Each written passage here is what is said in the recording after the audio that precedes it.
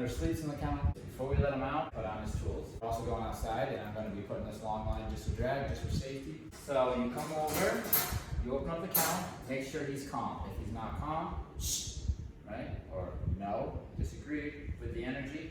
He calms down. Good boy. He's very good at this by now. He lets you put the tools on, and then he knows it's time to go out, but he knows he has to wait until you release him, okay? Until you give him the next command. So what we're gonna do is we're gonna go out for a walk, right? Early morning, I let him up, I wake him up, we're gonna go outside, but we're gonna use commands to get him out. Heel. Now we walk to the door.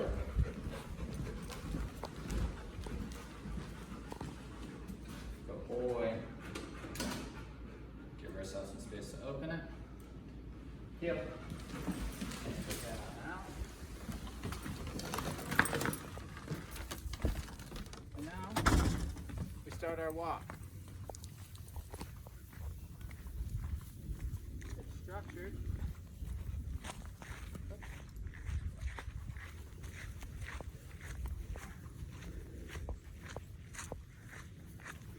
Once you get up this hill,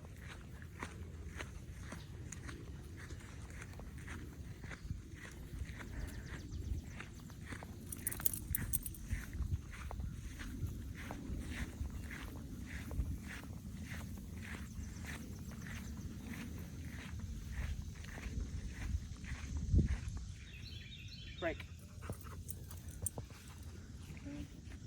If you're on the street, you don't have a place you can let go of the leash, then don't. But we're safe here in our little neck of the woods.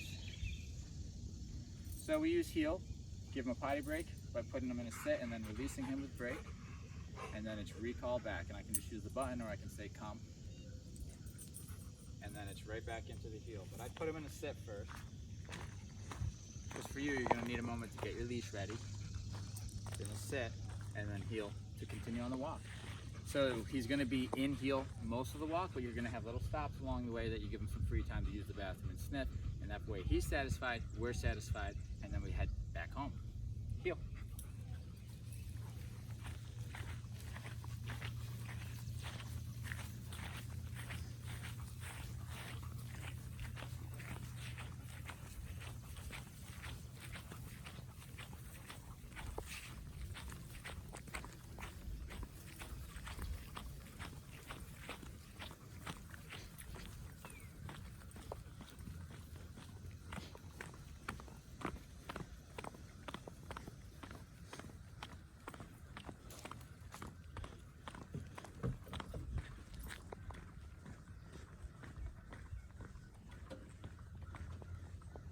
We always sit at thresholds. Heel. Place. Actually, don't need that. I was looking for that. Down.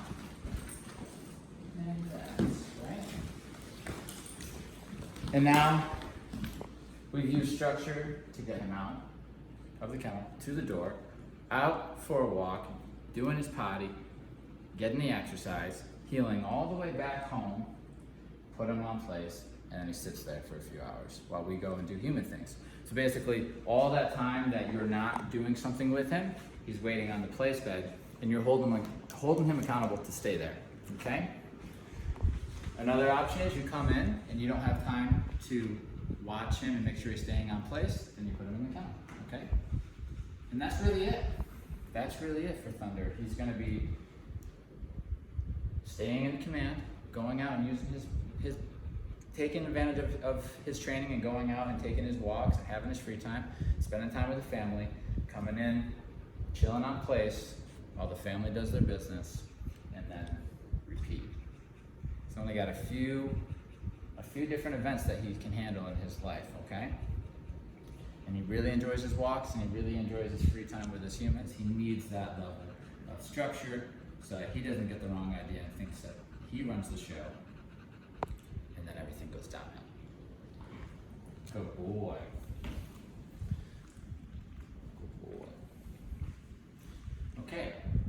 couple things to know.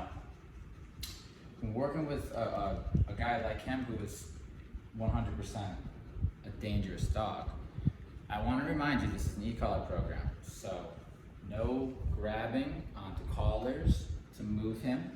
If you have a chaotic day, things are getting out of hand and you're just not thinking and you just go to grab him and move him, I would never do that.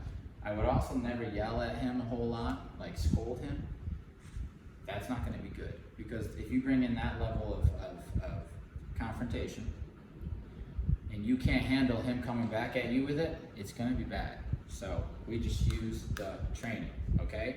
This recall button will move his body, and then you can tell him to go into the kennel, get onto the place bed, go over here and lay down. It's all the system so that you don't have to personally confront him animal to animal, because he will win, okay? Break. Good boy. Good boy. So he lives within this little bubble that we've created for him, and he does it well. Place. And as long as, place a couple corrections there. As long as he isn't pushing the boundaries, he's gonna do just fine. Or let me say, as long as when he pushes the boundaries, you're there to correct, he's going to do just fine. And he's going to live within this little system that we created. He's gonna live well. We have to control his environment the best we can, okay? His environment is your home. So if your house is chaotic without a dog, it's not gonna be a good place for him to be. He needs a stable home with a stable leader taking care of business. Being able to quiet down the house at will so that things can stay nice and predictable for you and him, so that you have the best chance of success with him, okay? So yes, we have him in a nice place where he's under control, under your control within this system, but your house has to be as well too, okay? Can't have the crazy world and try to calm him down. Okay, so we live like this, a nice peaceful life. Don't put him in situations he can't handle, all right? This is something that is very important. Don't put him in a situation where he's gonna get himself in trouble, like a ton of people in the house and him out of command or in command, and you're trying to hold him accountable, but it's too much for him and you. These are gonna put you in situations where you're gonna have to get firmer with him, and if he doesn't listen, then he's going to see that that's as far as you'll go, and that there's actually a way out of this. Just keep ignoring the corrections, because at the end of the day, the reason why this is different for you and people that own dogs like him versus somebody with a lab is he's not going to back down, and eventually he's going to look you in the eyes and he's going to say, are we doing this? And just because, and don't take this personally, but I know you can't handle him without this collar. He knows that, okay? He knows it, he'll always know it. I know it, he knows it, we can't get around that. Animal to animal, he don't believe you, and that's unfortunate. So, we don't want to put ourselves in a situation where you get to that level of confrontation and you're like, yeah, I don't got anything. If you're not listening to this, then I don't have that thing. He already knows that. Thing is that's also a state of mind. When he goes into this place where he's not listening and he's going to now be defensive and he's going to correct you for correcting him, this is a drive. It's a defense drive. He gets triggered into this. He's not living in it. So he's fine. But if you get him in a position where he can't handle it anymore, or he refuses to listen to you because the situation is too freaking crazy, meaning your house is chaotic and he's really struggling and you're sitting there trying to correct him and it's not working, and then he confronts you, you failed on the management side. He shouldn't be in that position to be triggered there. Now, we've raised his tolerance to the point where you can live a normal life and you're not going to see that defensive side of him.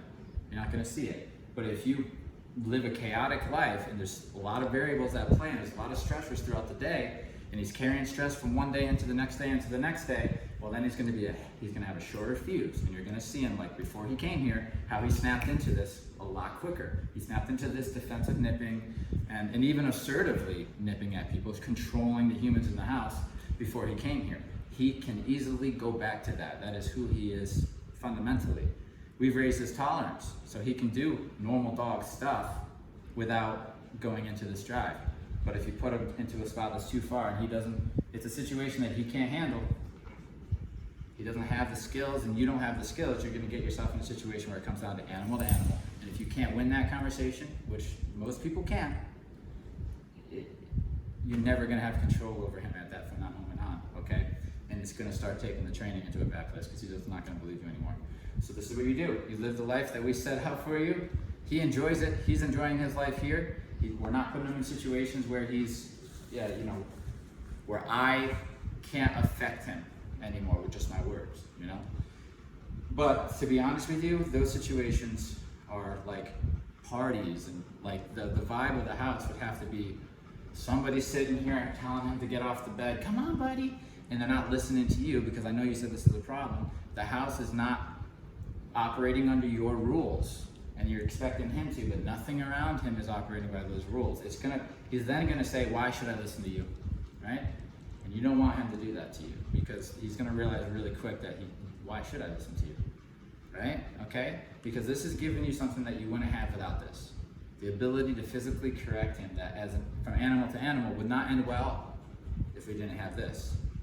He accepts the e-collar program and all that. You can correct him and everything's fine, and he knows his commands, he knows what's expected of him, but he still is a dangerous dog, okay? And if you can't handle him without tools, which you can't, then you can't have all of the things that people want from a dog. You can't have all those moments that you could have with another dog. Because, again, animal to animal, he would definitely win any conversation you had with him, okay? He knows it too. You can see it when he's around you. So, here we go. We live the program. Look how easy this is. Heel. Right? Now this is what I'm talking about. This is where it could go south. If he doesn't listen to you, this is what I don't want to see. That kind of energy, that kind of assertiveness is not going to help any dog, but it's definitely not going to help him. See, I just beat on the collar with all the system here. That means it's not personal. As soon as you try to make it personal with him, you need to be able to back it up. And if you can't, he knows it. Right? Good boy. So by using an e-collar program, it's not personal. Right? This is just what happens, and I'm just here to guide you, right? Place. All the corrections are on the remote. It's not from you physically with your hands or with a leash or something. So it's the safest way to be able to do it. Good boy. Okay? Down. Good boy. So a couple things to remember is if he doesn't want to do something, sorry, but that's a little small. I won't be in there long, just for demonstration purposes. But if he doesn't want to do something, like if I ask him to go in that kennel and he just laid on the bed, it's like, no. I'm just going to hit the beat because he's conditioned to this recall to that. He doesn't even think about it. Hit the beat, gets him moving, time to go in the kennel. He goes right in.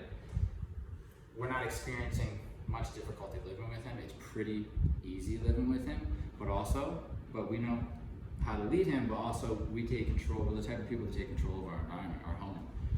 We're not letting it get chaotic in here, right?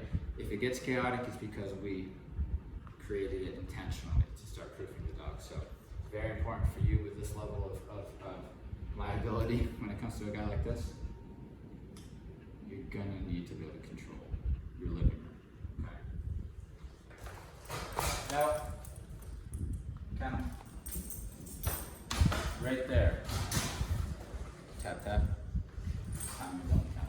What I didn't do though, I didn't go and just go into you're just vibrating with frustration and anxiety. Okay? You can get away with making these small errors with a less dangerous dog. You cannot make errors with a guy like this. Okay? And he's going into his prime. It's already botched. All you have now is management and this. And maybe over time, some miracle will happen where he respects you more. But as of right now, you gotta create that respect by making sure he doesn't mess with this little system that we had taught him that he's doing well with. Make sure that he's living within it, and if he tries to break the rules, he gets corrected, and then you put him right back into a command. This is your only hope. It's your only hope. Okay? Now, count. No, tap, tap, tap. Count. Okay? This is how you correct. And the beautiful thing is that if you do it like this, he's not bitching back at you, he's not disagreeing or anything, because it's just, to him, this is just how things go now, right? If I were reacting to him, get your ass back in that kennel. Well, now you just brought confrontation to the conversation, and with him, with you and him, if you try to do that, eventually it will go bad. Okay, it'll go bad. You trick him. You don't use those tones that make him sound like you're challenging him, right? You talk to him calmly, and you won't see that. This will do the talking for you, but you're just sitting here saying, "Come on, place," right? You gotta work on that. You really have to work on that, because if you can't present yourself calm and confident and there to lead, and you're panicking just as much as he is, you're frustrated, you're anxious, it unravels so fast it's not even funny, okay? With a guy like this, it's just how it goes. Come on, go for it. That's right.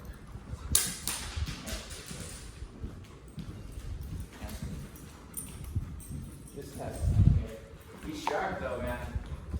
I tell you. I like how you named it a defense drive, because that's the most accurate description I've ever heard of his. Well, yeah, and he's defending his pack, which is you, but you're under him. You're not leading him. So that is the reason why I'm saying this, because it's true, and that's not going to change as much as I want it to change. Going home, you have to earn that in his eyes. We've seen it clear as day with the 2 go homes, just how it's solid in his mind that he believes that you're his to defend. Now, he's done it with boyfriends, we found out. He's done it with other people. He's done it with strangers, and he's biting at these people when they try to get too close to you. All this stuff, this is bad. This is, if we don't manage him right, we know what happens. Okay? Good boy. But the cool thing is, I've lived with him for a month here. He's a good and boy. I haven't seen what I've seen when he's seen you.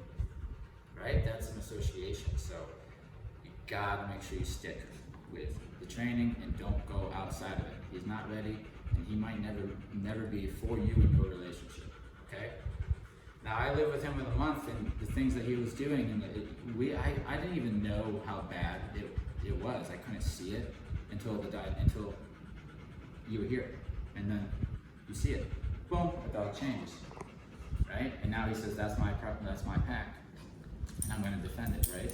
So that's why it's important that you disagree with him just in the beginning of disagreeing with you, okay? Like if you're saying, if we're keeping him within the bubble of the commands, if he starts to not do them, if we correct, everything's good. He stays on that groove of living in these pattern behaviors that he has good associations to.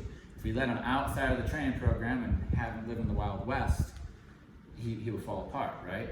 But if we keep him within the confines of this program, he's not going to be practicing all these bad states of mind. So, you know, he'll default to this. It's been a month and he's doing really, really well around here.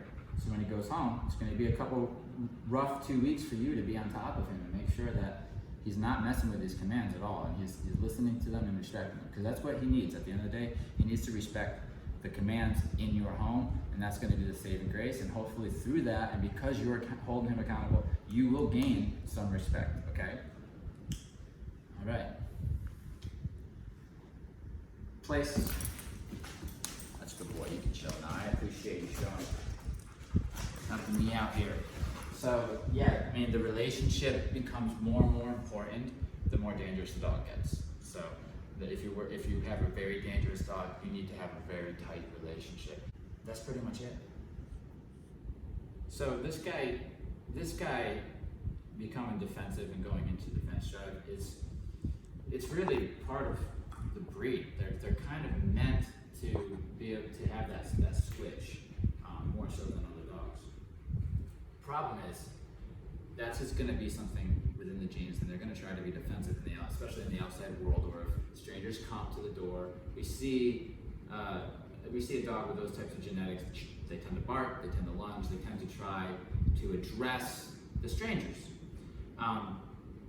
But when they're a puppy, if you're raising them and the first time they do that, obviously if you disagree with it, then you can start to make progress in making sure that never becomes anything. Although that was their first instinct, you can combat that being the leader, saying, that's not what we do in this situation, right? the thing is though, is they practice this defense drive over and over and over again because dogs work off associations. Being in the living room and going into defense drive, or being on the walk and going into defense drive, that's an association to those particular areas and with the people he's with. So because he goes into the defense drive to protect you as his pack, in the living room and on the walk, that's where we're seeing him trigger into his mind. It's the craziest thing you've ever seen. That's why I love thinking about state of minds, because it helps you as a dog trainer to really identify when a dog has switched into drive, or when a dog has left a reliable, safe state of mind and has went into something a little bit more unpredictable, or at least harder to predict and more dangerous. Now the defense drive, the problem that we really have is that, yes, going on the walk, he goes onto the defense drive, but only when he's with you, right? That's good, because here, he lets me take the lead. You are the trigger that sends him into defense drive because he sees you as something he needs to protect. Now the only formula for that is for you to be able to stand up for yourself and tell him that he's not allowed anymore to be assertive towards strangers, or to concern himself about the door, or to look on the walk for things that might be a threat. You have to tell him no to that and correct that, and you become the leader and choose where you're going and choose who can come in and out of the house.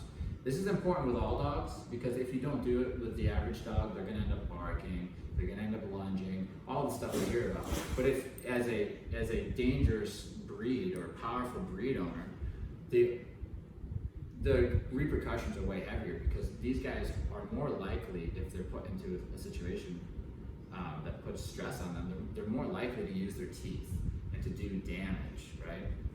They'll choose fight over flight, which makes a big difference. So we have no room for error with these guys. Now, we went off the rails with him big time. Now we got him back on the rails, but that doesn't change his genetics. What we've done with this defense drive though is we've raised his tolerance up so that you shouldn't run into it in an everyday life. You should be able to live the everyday, ordinary life with everyday, ordinary stressors and not see that defense drive kick in as soon as you start disagreeing with it. Stop disagreeing with being a trigger. That's the only way we can get him to treat you how he treats us. So when we go home, all this structure, consequences for breaking your rules, that is the formula for success with him. But the consistency has to be there. It has to be there tight, okay?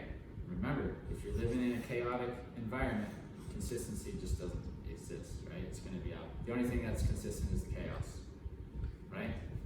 We know what that's gonna do to this poor guy, okay? Break. All right, so your relationship is everything. He needs to know that he can trust that you're gonna lead, and he needs to know there's consequences if he tries to, okay? So